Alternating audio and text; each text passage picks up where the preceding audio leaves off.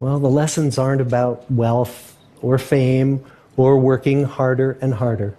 The clearest message that we get from this 75-year study is this: good relationships keep us happier and healthier, period.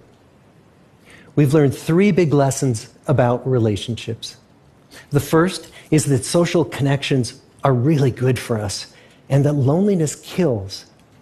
It turns out that people who are more socially connected to family, to friends, to community are happier, they're physically healthier, and they live longer than people who are less well connected.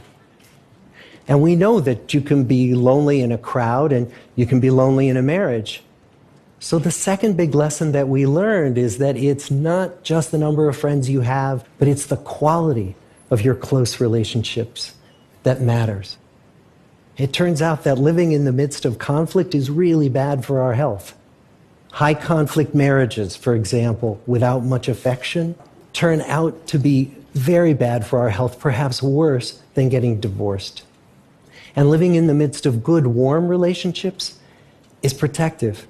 The people who were the most satisfied in their relationships at age 50 were the healthiest at age 80.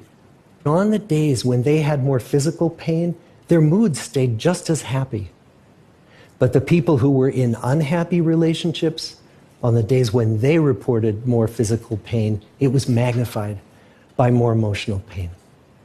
And the third big lesson that we learn is that good relationships don't just protect our bodies, they protect our brains. Being in a securely attached relationship to another person in your 80s is protective. That the people who are in relationships where they really feel they can count on the other person in times of need, those people's memories stay sharper longer.